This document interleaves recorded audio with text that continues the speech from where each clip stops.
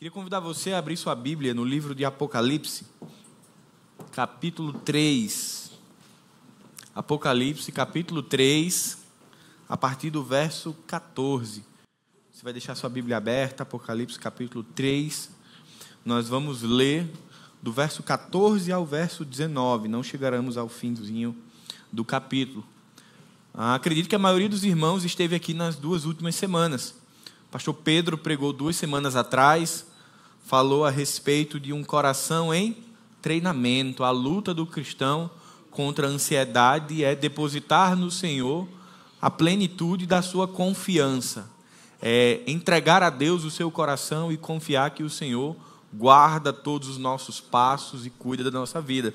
Semana passada, o pastor Marcelo pregou sobre, quem lembra, manter acesa a chama. Falou também do nosso coração, ou seja, essa semana nós conversávamos, os pastores, que não é uma série, nós não combinamos os textos, mas o Senhor acabou nos direcionando para o mesmo local, para textos que falam sobre o coração do discípulo, um coração ansioso, um coração que precisa manter a chama do Evangelho acesa, e hoje um coração que precisa ser ali prescrutado, precisa ser constantemente avaliado para que ele não se torne um coração morno, que é algo que pode acontecer ao longo da nossa caminhada. Por isso o tema da nossa mensagem é perigo, cuidado com a mornidão espiritual. E aí a ideia, a palavra de Deus, ela tem alguns textos de advertência, de uma exortação do Senhor, onde Ele convida o seu povo ao arrependimento. E esse é um texto direcionado à igreja de Laodiceia, é a 7ª carta das 7 cartas às igrejas do Apocalipse, é a igreja de Laodiceia. E aqui a ideia de alerta do Senhor, a partir do que Jesus revela a João, é a mesma ideia de quem aqui já foi a alguma praia, quem já foi aqui no Recife, na praia de Boa Viagem, e vai ver aquelas placas de alerta dizendo: cuidado, perigo, não entre. Mas o ser humano gosta de viver perigosamente, não é assim? Vê a palavra, vê a placa, não entre, você passa lá, tem um corajoso ou uma corajosa no mar de Boa Viagem. E é bem parecido, mesmo com a palavra de Deus nos dando alguns sinais de alerta, cuidado, perigo, fuja disso. Algumas pessoas desavisadamente ou conscientes entram em zonas muito perigosas. E aí a mornidão espiritual é uma área muito perigosa que nós vamos falar nessa manhã. Mas antes de lermos o texto, a literatura do Apocalipse ela é uma literatura que ao longo dos tempos algumas pessoas a tratam com muito estigma, com muito misticismo, porque entendem que a forma em que a mensagem ela é levada ao povo é uma imagem que dá medo para alguns, que aterroriza. Algumas pessoas não leem o Apocalipse porque têm medo. Mas a grande verdade é que esse é um livro de encorajamento. É um livro onde Jesus revela ao seu discípulo amado João. João estava preso na ilha de Patmos e ele permite que João veja o desdobramento do fim dos tempos, como seria essa igreja gloriosa, mas também revela a realidade da igreja no tempo presente. E aí essa mensagem é para preparar a igreja para um tempo adverso, que ela iria sofrer no primeiro século, de muita perseguição ali, primeiro século, segundo século. Então é uma mensagem para trazer esperança. Ela traz correções, advertências, mas esperança. Aponta o final de Apocalipse e nos lembra do novo céu, da nova terra, do tempo glorioso que viveremos na presença de Jesus quando Ele nos buscar. Então é assim que a gente precisa olhar para esse livro, com muito cuidado, com muito zelo, com muito amor, porque na verdade ele é muito especial. Ele é um livro ali para encorajar não somente a vida de quem o recebeu na época em que foi registrado, mas de toda a igreja ao longo de todos os séculos. Acompanhe comigo Apocalipse capítulo 3, do verso 14 ao 19. Ao anjo da igreja em Laodiceia escreva: estas são as palavras do Amém, a testemunha fiel e verdadeira, o soberano da criação de Deus. Conheço as suas obras, sei que você não é frio nem quente. Melhor seria que você fosse frio ou quente. Assim, porque você é morno, não é frio nem quente, estou a ponto de vomitá-lo da minha boca. Você diz: estou rico, adquiri riquezas e não preciso de nada. Não reconhece, porém, que é miserável, digno de compaixão, pobre, cego e que está nu. Dou este conselho: compre de mim ouro refinado no fogo, e você se tornará rico. Compre roupas brancas e vista-se para cobrir a sua vergonhosa nudez. E compre colírio para ungir os seus olhos e poder enxergar. Repreendo e disciplino aqueles que eu amo. Por isso, seja diligente e arrependa-se. Pai bendito, nós queremos te agradecer, Senhor, pela oportunidade, pelo privilégio de cultuarmos ao teu nome, Senhor. Quieta os nossos corações, prepara o nosso espírito, Pai, que os nossos ouvidos estejam abertos e o nosso coração atento para aquilo que a tua palavra quer nos falar nessa manhã. Que estejamos aqui, Pai, enquanto servos, recebendo a instrução do Mestre, Pai, e que essa palavra promova transformação em nossa vida e em nosso coração. É o que nós te oramos e te agradecemos em nome de Jesus. Amém. Meus irmãos, antes de nós olharmos para essa temperatura espiritual atípica, chamada mornidão, nós precisamos entender muito bem quem era a cidade de Laodiceia e qual era a configuração dessa cidade. Porque a igreja de Laodiceia é nada mais, nada menos do que um reflexo perfeito do que era a cidade de Laodiceia. Laodiceia ela estava no entroncamento das 3 principais estradas da sua região, e ela foi se destacando por se tornar uma cidade extremamente próspera.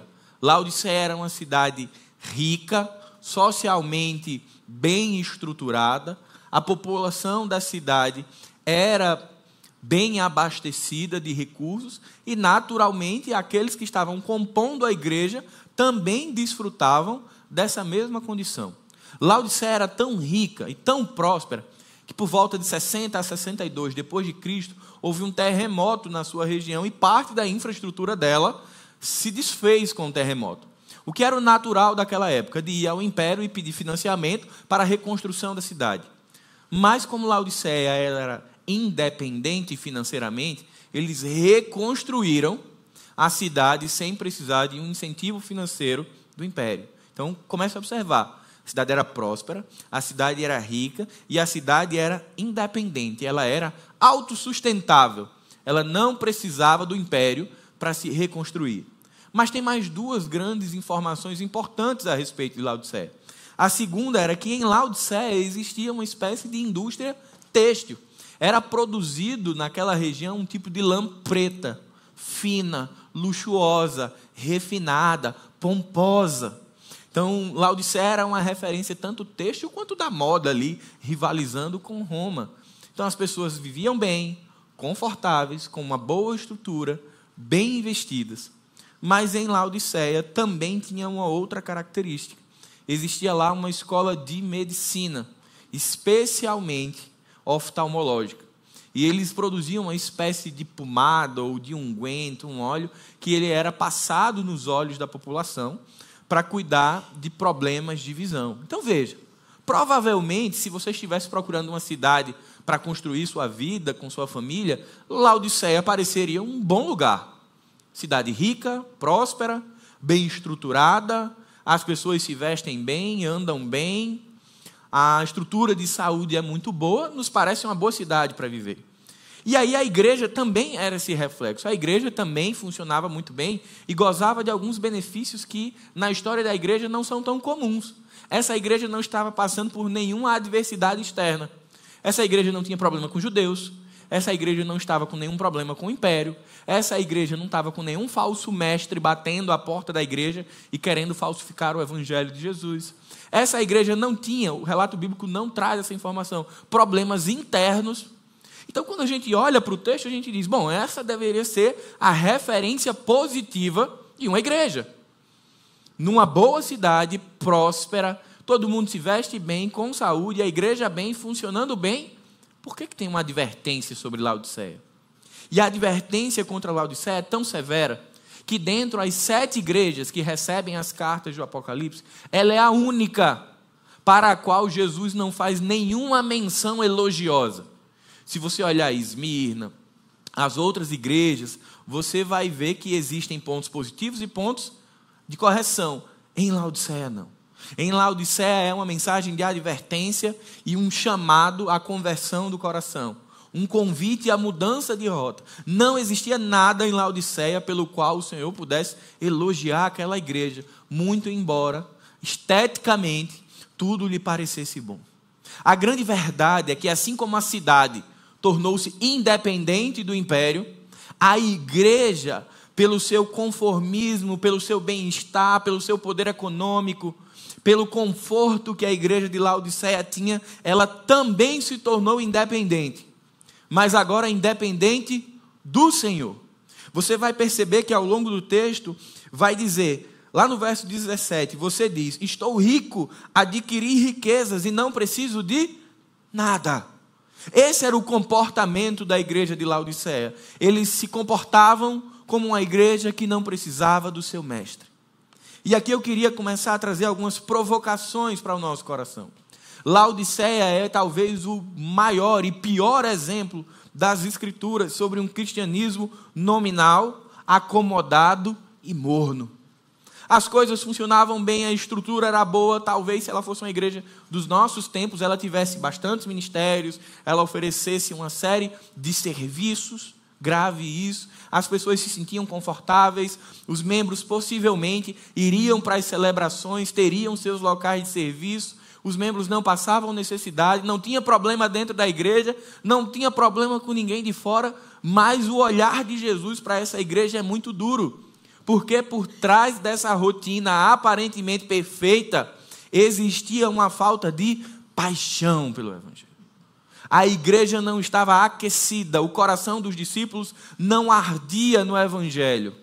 Vocês lembram dos discípulos no caminho de Emaús, como eles descem e como eles voltam?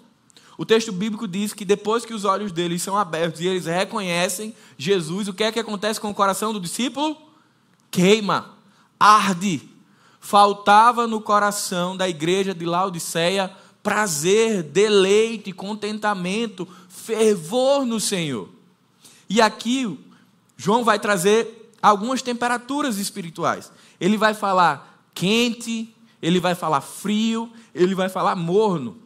Mas o que a gente precisa entender é que Laodiceia é para nós um exemplo e uma advertência de que a gente precisa monitorar como anda a nossa saúde espiritual.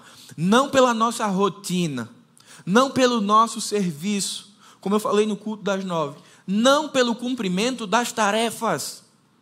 E eu queria fazer algumas perguntas retóricas, não responda, mas olhe para o seu coração, porque essa é a mensagem que mais tem me maltratado nas últimas semanas. Possivelmente você serve na igreja, você lidera um ministério, você lidera a célula, você serve em algum ministério. Você ama as pessoas a quem o Senhor tem lhe confiado? Quando você acordou hoje, domingo, e disse: vou à igreja, vou ser igreja com os meus irmãos, vou cultuar. Seu coração veio porque ele estava sedento da relação comunitária, porque é prazeroso estar na comunidade, porque é prazeroso louvar junto, porque você se regozija na presença do Senhor no culto, ou porque nós somos cristãos, membros da Igreja Batista Zona Sul, e nós precisamos vir ao culto. Quando você acorda e você entrega ali a primícia do seu dia, e você ora ao Senhor, você ora porque o seu coração amanheceu desejoso de estar na presença do seu Deus, de ter uma relação íntima com Deus, ou porque nós aprendemos desde muito cedo duas grandes disciplinas espirituais, que todo cristão precisa fazer o quê? Orar e ler a Bíblia. Nós oramos e lemos a Bíblia porque o nosso coração deseja estar diante do Senhor, porque sentimos fome da palavra de Deus, ou porque nós sabemos que todo cristão tem que. Tem me apavorado nas últimas semanas, algumas palavras têm doído aos meus ouvidos. A palavra convite tem doído, e algumas pessoas eu tenho tido a oportunidade de falar sobre isso. O Evangelho e a proclamação do Evangelho não é um convite. Mas principalmente a expressão, não, eu tenho que. A relação com o Senhor, ela precisa ser natural, orgânica. Eu sinto desejo de estar com Deus. Porque se nós não tivermos o nosso coração aquecido no Senhor, podemos sim estar numa boa igreja, com uma boa estrutura, com uma boa rotina, comprando um devocional, lendo devocional, fazendo orações, mas sem fervor, sem desejo, apenas riscando os quadradinhos de tarefas. Estamos aqui nessa manhã, servimos a Deus nos ministérios, desenvolvemos a nossa vida espiritual com Deus, porque isso contenta o nosso coração, alegra o nosso espírito, nos aproxima de Deus, ou porque é nossa obrigação. E não confunda a obrigação com a ideia de disciplinas espirituais. A principal provocação que o texto de Apocalipse, capítulo 3, do 14 ao 19, não é sobre aquilo que nós professamos. O problema de Laodiceia não era teológico. O problema de Laodiceia não era litúrgico. O problema de Laodiceia não era estrutural. O problema de Laodiceia estava no coração. Se eu e você estivéssemos indo visitar a igreja de Laodiceia, provavelmente nós sairíamos bem contentes com o que nós estaríamos vendo. Mas o Senhor, que sonda além do que os olhos naturais podem enxergar, de fato encontrou no coração de Laodiceia uma mornidão, uma apatia, um cristianismo que é meramente nominal, de praxes. Eu apenas tenho algumas tarefas a cumprir e eu as cumpro. Como anda o nosso coração? Quando João fala a respeito dessas 3 temperaturas, a gente precisa fazer aqui ter alguns cuidados. Ele vai dizer, quem dera fosses frio ou quente.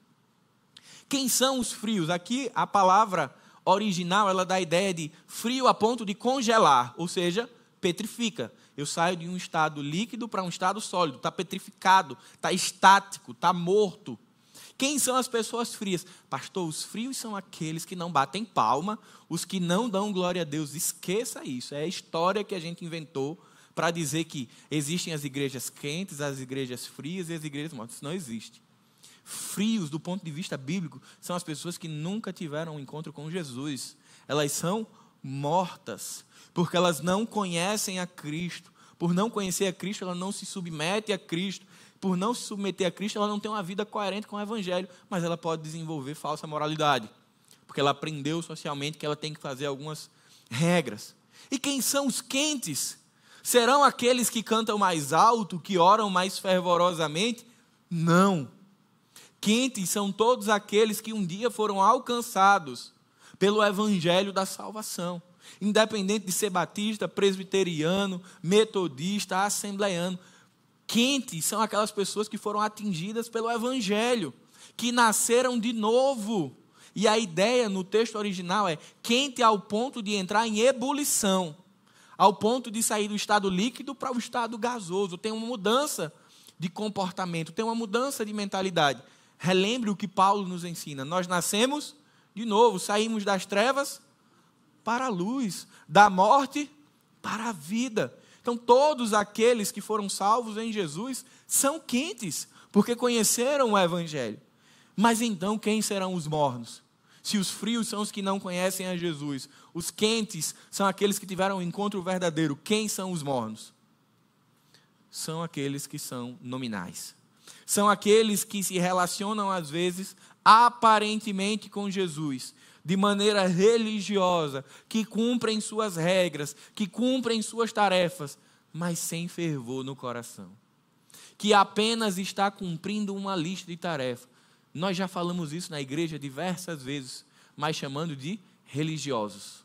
Os religiosos têm um coração morno, mas podem ser aqueles que cumprem rigorosamente todas as regras e todas as tarefas. É contra esse cenário de uma falsa identidade cristã que nós temos que lutar. Não é sobre eu estou fazendo, não estou fazendo, é sobre o meu coração. Eu estou servindo, eu estou adorando, eu estou cantando, eu estou lendo a Bíblia, porque o meu coração está cheio disso. O meu coração anseia por isso, ou porque eu estou apenas cumprindo tarefas. E aí aqui eu queria tirar algumas lições para que a gente possa constantemente monitorar o nosso coração. Porque, meus irmãos, todos nós precisamos estar, como nessa imagem, alerta. É um perigo. Se a gente não cuida do nosso coração, se a gente não treina o nosso coração, como o pastor Pedro falou 2 semanas atrás, se a gente não mantém aceso a chama do evangelho, derramando o azeite, se a gente não usa ali a espivitadeira para tirar o morrão e a chama acender, o pastor Marcelo falou isso semana passada, a gente pode cair numa rotina espiritual, rotina de tarefas, na verdade. E aí a gente pode estar cumprindo todas as tarefas, mas com um coração morno, sem gosto. E como a própria palavra de Deus diz, que o Senhor da igreja está a ponto de vomitar a igreja de Laodiceia. E aí eu queria tirar alguns sinais de alerta para a minha vida e para a sua vida. Primeiro sinal de alerta: quando o discípulo está morto, ele perde o vigor. Pastor, mas é porque a minha vida é tão cansada. E aqui eu queria fazer um adendo, especialmente aos jovens da igreja, mas é uma palavra para todo mundo. Mas a palavra de Deus diz que, uma palavra direcionada para jovens: eu vos escrevi porque sois, quem lembra? Fortes. Eu penso que se fosse ser escrito novamente, seria: eu vos escrevi porque sois cansados, enfadados. Pastor, misericórdia, o meu dia. E às vezes eu sou um pouco mais duro e eu falo assim: o Senhor vai precisar levar você, porque se você não está dando conta dessa fase, as próximas exigem mais. Mas fechando o adendo aos jovens, que a palavra de Deus diz: eu vos escrevi porque sois fortes e a nossa força está no Senhor. Nós temos vivido uma geração, e aí para todos os cristãos, onde a justificativa do cansaço e da rotina tem sido máxima, para que a gente não assuma um compromisso integral e verdadeiro, apaixonante com o Senhor. É porque eu estou tão cansado, é porque eu tenho tanta coisa, é porque eu faço tanta coisa, de noite eu estou moído. Você e eu fomos alcançados pelo Evangelho. Talvez a gente precise parar de se cansar tanto. Se o corpo não está dando conta, a gente tem que abrir mão das tarefas e não de Jesus. Nós precisamos entender que quando João escreve a esta igreja, a igreja ela tinha perdido o vigor, a vitalidade. O problema deles era no coração. Por mais duro que pareça essa afirmação de Jesus, nós precisamos considerar. Nós não fomos chamados para viver uma vida cristã de prática religiosa convencional. Todos os 3 pastores já falaram aqui, vocês já leram sobre disciplinas espirituais. Quase todo mundo sabe o que são e quais são as disciplinas espirituais e como elas são importantes. Mas quando a gente vai falar da nossa vida com Deus, a gente resume tudo. Eu não estou dizendo que não é importante, eu estou dizendo que existe muito mais além disso. Orar e ler a Bíblia. Mas eu não consigo meditar, eu não consigo adorar, eu não consigo contemplar, eu não consigo jejuar. Tem tanta coisa no relacionamento com o Senhor que eu posso e nós podemos nos apaixonar pelo Senhor e arder o nosso coração, mas às vezes nos contentamos com uma prática religiosa convencional. Sabe o que é uma prática religiosa convencional?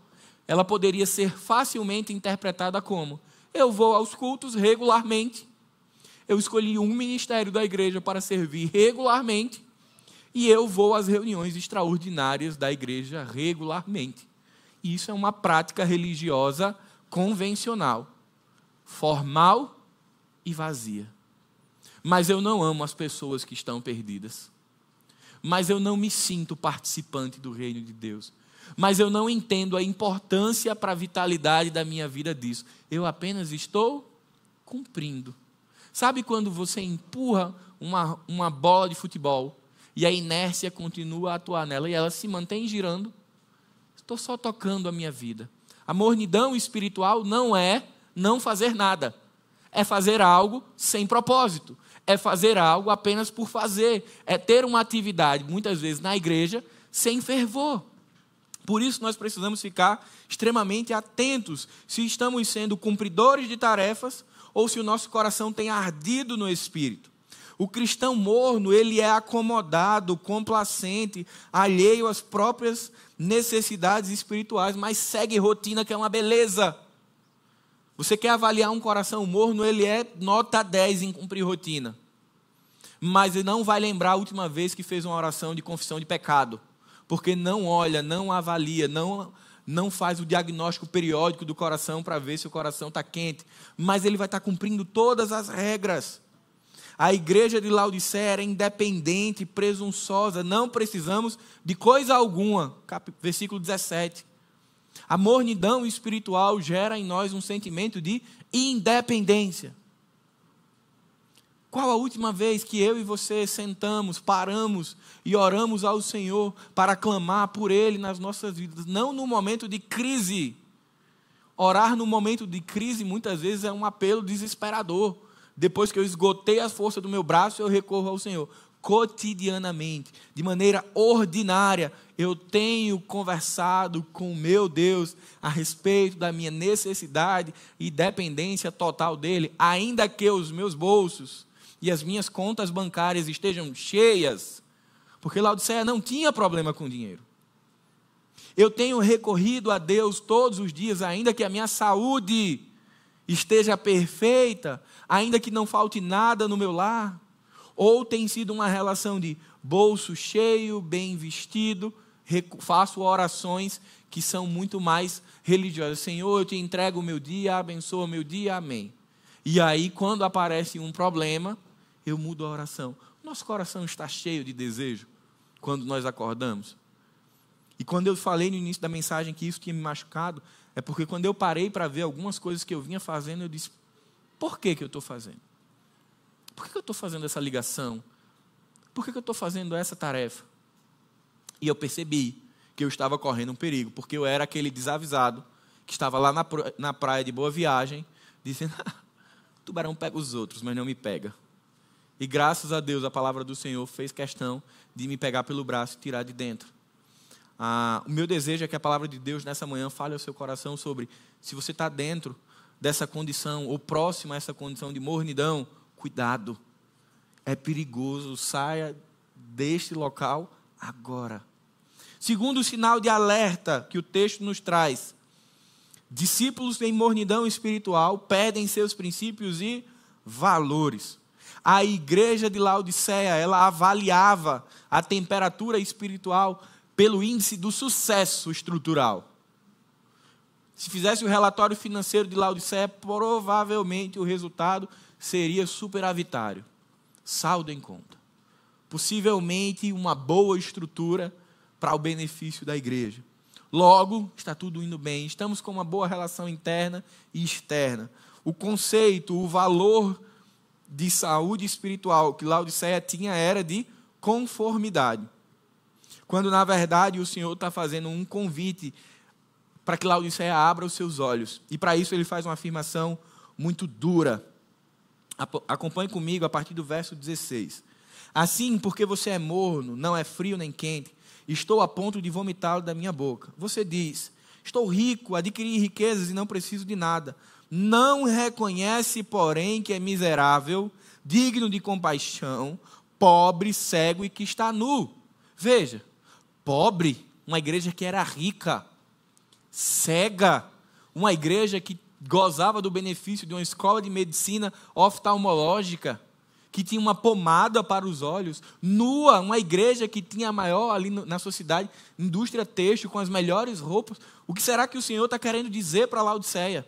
Laodiceia não era capaz de avaliar a si mesma com os valores corretos, com os valores do reino, era taxa de sucesso, se as coisas estavam indo bem, se existia sustentabilidade financeira, se não tinha problema na igreja, logo está muito bem. Não! Muitas vezes um bom aperto na nossa vida serve para nos dar uma chacoalhada, para a gente lembrar que a gente precisa do Senhor. Mas nós não podemos correr o risco de, nos momentos de bonança, achar que a vida cristã é de independência. Ela não é. Poxa, minhas dívidas estão em dias, eu tenho investimentos financeiros, eu estou saudável, mas e o seu coração? Aquilo que você tem feito espiritualmente, tem sentido na sua vida, te aproxima do Senhor, arde o seu coração, você sente saudades de estar ali naquele lugar com aquelas pessoas. O seu pecado, ele inquieta, ele machuca o seu coração. Porque, sem dúvida, um dos termômetros espirituais maiores que nós podemos ter é o quanto o pecado dói em nós. Posso estar aqui pregando, posso estar lendo a palavra, eu posso estar orando e pecando sem sentir nada. Totalmente letárgico, totalmente como se eu tivesse anestesiado, mas fazendo as coisas. Você já fez uma cirurgia? E aí quando você está acordando na anestesia, você está acordado, não está? Você está saindo, mas você não está responsivo. Você está assim, meio lerdo às vezes, meio bobo, rindo à toa, as coisas você não sente direito. Se der um copo d'água, você deixa cair. A mornidão espiritual faz isso. Você até está acordado. Você até está fazendo algumas tarefas. Mas se nós estivermos mornos espiritualmente, a gente está perdido. A gente não está sentindo as coisas como verdadeiramente são. A gente pode estar pecando e está tudo certo. Como é que anda o nosso coração? O nosso entendimento de valor da vida e na vida, ele está alinhado com a palavra de Deus e a nossa prática mostra isso? Ou nós temos alimentado a nossa saúde espiritual por bem-estar e conforto? Terceiro alerta. Uma igreja ou um discípulo que está morno perde a visão. Os cristãos de Laodiceia estavam cegos para a realidade espiritual que viviam. Estavam orgulhosos para a estrutura que eles tinham. E enquanto isso, o Senhor estava olhando para Laodiceia e estava a ponto de rejeitá-la. Tudo ia bem, os cristãos estavam felizes, orgulhosos de tudo que tinha. Mas o Senhor da igreja estava à porta, observando o coração da igreja e a ponto de rejeitá-la. A mornidão espiritual faz com que nós fiquemos parcialmente cegos, com a visão ali embaçada. Se você usa ou já usou óculos, você sabe muito bem o prejuízo do que é ficar com a visão embaçada. Você tira o óculos e se você não achar, é luta, né? Alguém tem que guiar você. Quando eu usava óculos era assim. Eu tirava para tomar banho e quando eu saía do banho eu já tinha perdido. E aí eu precisava da minha esposa para gentilmente achar o óculos que eu mesmo perdi. Quando eu botava o óculos, vida. Eu não conseguia fazer muita coisa sem meu óculos. Meu grau era 6,5. Só que tem um detalhe para o problema físico. Você sabe que você está com problema. E aí você pede ajuda. Eu fazia, Niele! E se eu estivesse tomando banho, ela já sabia, era meu óculos. Ou a toalha que eu não tinha levado. E ela ia aí, me devolvia a vida. Levava o meu óculos. Só que com o problema físico, era fácil. Eu sabia que eu precisava. Na mornidão espiritual, essa cegueira está tão profunda, ela está tão embaçada, que muitas vezes a gente não pede ajuda porque a gente não enxerga. Então a gente não diz, cadê meu óculos, me ajuda? Porque Laodiceia achava que estava tudo bem. Laodiceia não era negligente de dizer, eu reconheço e não peço ajuda. Não, não era esse o caso de Laodiceia. O caso de Laodiceia era pior. Era, eu nem sabia que eu estava assim. Eu pensei que eu estava muito bem, porque no meu conceito de vida com Deus, estava tudo bem. A igreja está bem com os judeus, a igreja não tem problema com os romanos, não existia intrigas dentro da igreja, não existia nenhum tipo de falso profeta, e a igreja era próspera, logo, está tudo perfeito. E aí vem o Senhor e descortina o pecado da igreja de Laodiceia diante dos olhos dela. Foi isso que aconteceu ao longo de toda a história. Quando a gente olha para o texto de Apocalipse capítulo 3 e olha a igreja de Laodiceia, talvez nesse momento o Senhor esteja descortinando os nossos olhos, nos chamando para uma vida além das tarefas, além do que a estética mostra, além da conta bancária, além da estabilidade, além da rotina. O Senhor está perguntando, como está o seu coração? O que é que tem movido você, sua família, seus filhos, a tomarem algumas atitudes que são boas, são benéficas? Ler a Bíblia, orar, jejuar, meditar, servir na igreja, tudo isso é muito bom. Mas o texto de Apocalipse capítulo 3, ele nos chama para um lugar mais profundo. Ele nos chama para o nosso coração. O que é que move ele? É porque eu não quero que o meu líder me chame a atenção? Eu vou para a igreja porque eu sei que no estatuto da igreja, se eu passar 3 meses fora, eu vou receber um contato para saber se eu ainda sou da igreja. Então eu vou passar 1 mês e meio fora. Quando estiverem achando que eu estou fora, eu apareço. Eu vou para a célula, mas eu vou naquele esquema de 2 não e 1 sim. Eu vou pedir para fazer alguma coisa na igreja, porque para depois eu não estar escutando, que eu não estou fazendo nada. Não é sobre isso. Esse é o primeiro nível, gente.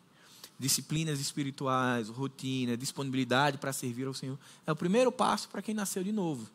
Você nasceu de novo, é isso que a gente vive. Passo 2, a segunda série, é e o meu coração. Porque quando eu entreguei minha vida a Jesus, e eu entendo que com você foi algo muito parecido, e eu tinha 10 anos. E aí foi muito interessante o meu processo. O meu processo não, né? A forma como eu fui salvo. Eu estava desfrutando do cuidado do Senhor num culto, eu tinha 10 anos.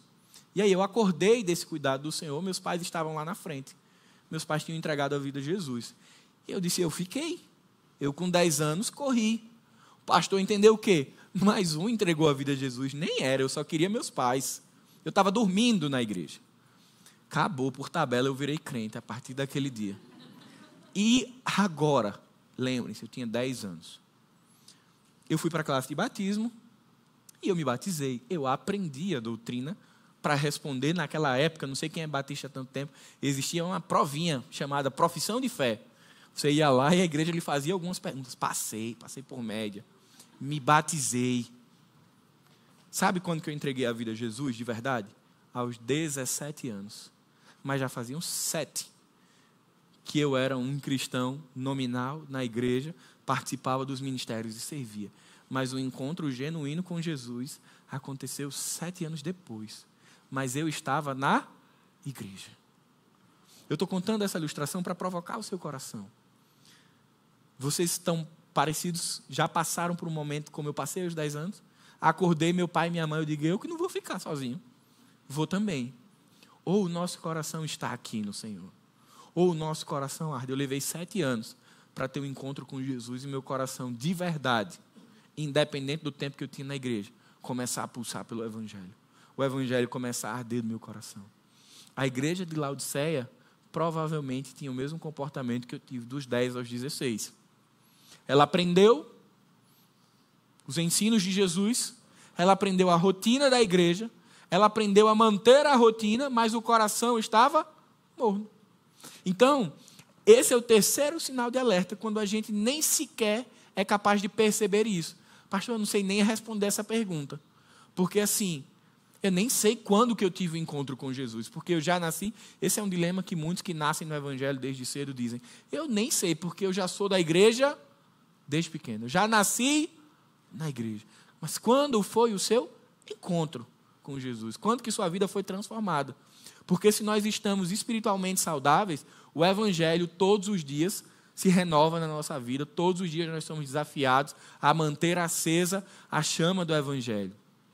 A grande verdade, queridos, é que Laodiceia se orgulhava de ser rica, quando na verdade ela precisava entender que ela dependia de Jesus. Laodiceia se orgulhava da sua lã, do seu tecido, mas o que ela precisava era se vestir da justiça de Cristo. Laodiceia se orgulhava do seu colírio, mas na verdade ela precisava primeiro enxergar os seus pecados. Laodiceia tinha que tirar tudo aquilo que era estético para poder enxergar e se relacionar com Deus. Quarta e última advertência, quarto e último sinal. Uma igreja ou um discípulo morno, ele vai perder as vestes.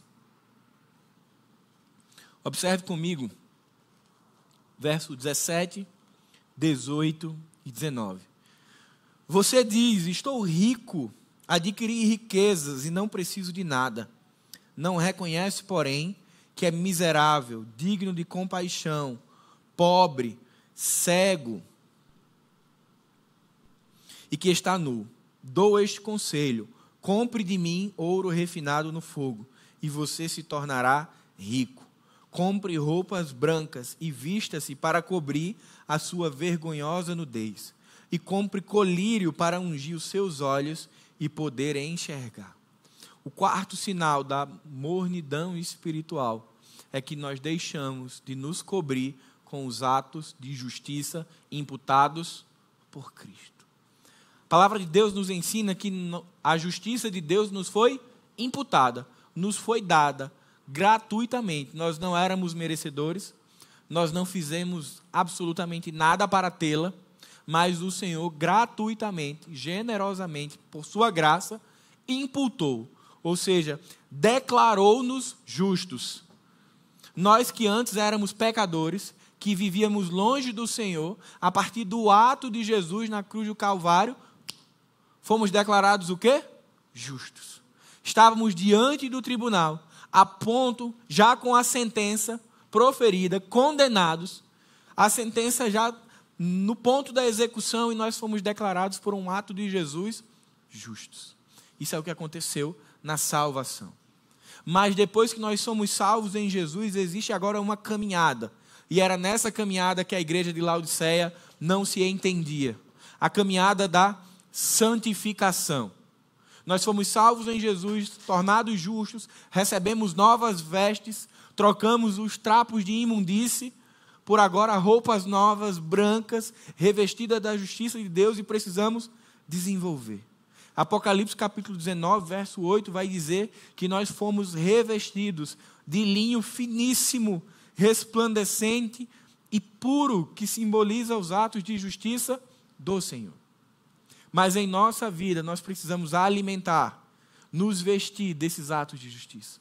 E muitas vezes a gente entrega a vida a Jesus, a gente começa uma vida de relacionamento com Deus, a gente entra na rotina da igreja, a gente se estabelece na comunidade local, mas a gente negligencia uma área fundamental da nossa vida, chamada santidade.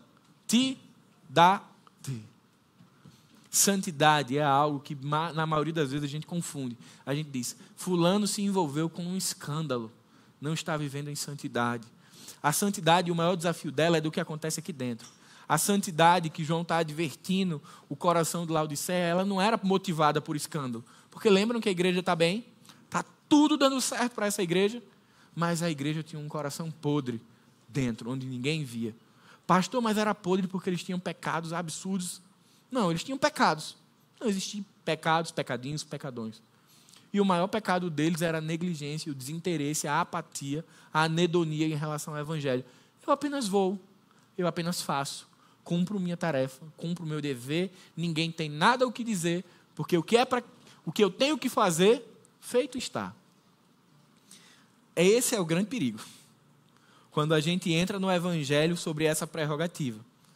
Eu vou à igreja, faço o que eu tenho que fazer, não crio confusão, não dou mau testemunho, não cometo nenhum pecado escandaloso que coloque o nome de Jesus exposto à vergonha, mas João está chamando a gente para uma avaliação mais profunda.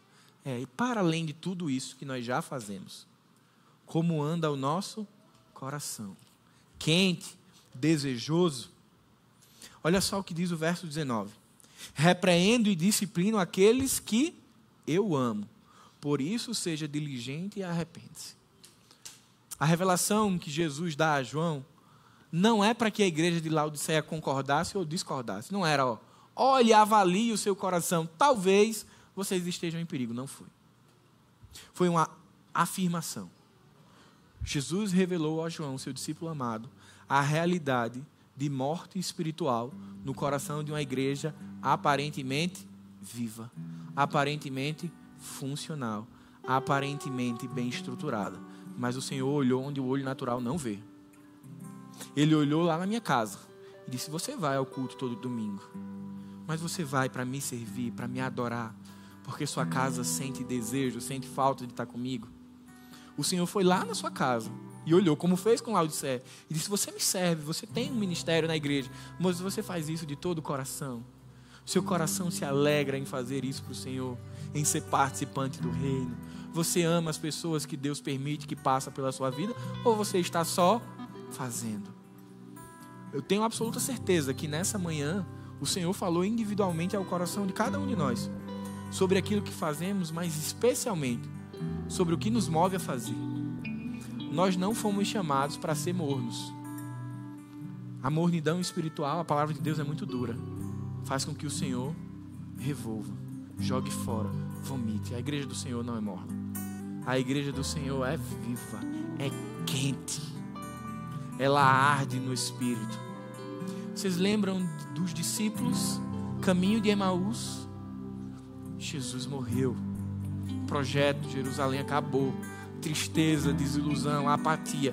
Voltam para casa com o coração frio, apático, desinteressado. Jesus volta, caminhando, falando a respeito do seu reino, da sua palavra. Enquanto eles comem, a Bíblia vai dizer que os olhos deles foram expostos e eles reconheceram. Você lembra o que é que o texto diz nessa hora? Quando os discípulos enxergam Jesus, o texto diz que o coração deles esquentou, ardeu, ficou desejoso, alegre, contente, satisfeito. Meu irmão, não existe a menor possibilidade de você enxergar Jesus na sua vida e seu coração não está aquecido. Talvez o que eu precisasse nas últimas semanas fosse justamente parar um pouquinho para enxergar Jesus novamente em todos os cômodos da minha casa, em todos os cômodos da minha vida, para que meu coração novamente fosse incendiado pelo Evangelho. Mas aí a gente precisa parar, a gente precisa refletir, a gente precisa perguntar: Senhor, por que eu estou aqui? Por que eu estou fazendo? Parar de desculpa, chega. Não sejamos a igreja que vai ser conhecida, quando eu digo igreja não é Zona Sul, é o tempo histórico. Não sejamos o tempo histórico do cansaço. Não sejamos o tempo histórico da desculpa, da justificativa. Sejamos o tempo histórico da igreja que tem um coração que arde pelo seu Senhor, que arde pelo seu mestre, que serve porque o ama, que ora porque o deseja, que lê a Bíblia porque necessita, porque tem fome, que vai para a praia, curte com a família, mas olha a imensidão do mar e vê a grandeza de Deus, declarando a obra dele na criação. É esse o convite do Evangelho. É por isso que no versículo 19, o convite de João, de Jesus para a igreja é: arrependa-se, volte e saia daí. Saia desse lugar perigoso. Eu queria convidar você a curvar sua cabeça. E se o Senhor falou ao seu coração nessa manhã, se você entendeu que vem sendo um cristão que tem compromisso com a igreja local, que tem servido ao Senhor, que tem buscado ter uma vida diária com Deus, mas nessa manhã você percebeu que falta ainda o seu coração voltar a arder, falta o seu coração voltar a desejar ansiosamente, desesperadamente em ter contato com o seu Senhor, com o seu Criador. Eu queria convidar você a dar um passo de coragem, de fé, de publicar isso, dizer: olha, eu estou hoje, nessa manhã, eu sou cristão, eu sou salvo em Jesus, mas eu preciso que o meu coração seja novamente incendiado. Se você entendeu isso, eu queria desafiar você a vir aqui à frente, para que nós possamos orar pela sua vida, para que o Senhor incomode a sua vida, o seu coração, a sua mente, para que nós entendamos o perigo que as rotinas causam, os perigos que a mornidão espiritual causa. Talvez nessa manhã você é salvo em Jesus, mas o que você precisa dizer assim: Senhor, derrama mais azeite, incendeia o meu coração. Eu não quero fazer por fazer, eu não quero apenas estar participando, eu quero ter um coração desejoso da tua presença. Pai bendito, nós queremos agradecê-lo pela sua palavra, agradecê-lo porque as tuas misericórdias se renovam a cada manhã. O Senhor conhece os nossos corações, conhece as nossas inclinações e sabe tudo aquilo que nos move. Pai, nós queremos te pedir que o teu Espírito que habita em nós tenha liberdade para falar aos nossos corações, que ele possa inquietar o nosso espírito, inquietar a nossa alma, inquietar a nossa mente, que não sejamos uma geração de cumpridores de tarefas, que não sejamos uma geração de cristãos nominais, mas que sejamos um povo que é identificado por ser apaixonado por Jesus, porque seu coração arde pelo Evangelho, porque os seus olhos contemplam o Criador, e por isso nós respondemos a isso fervorosamente.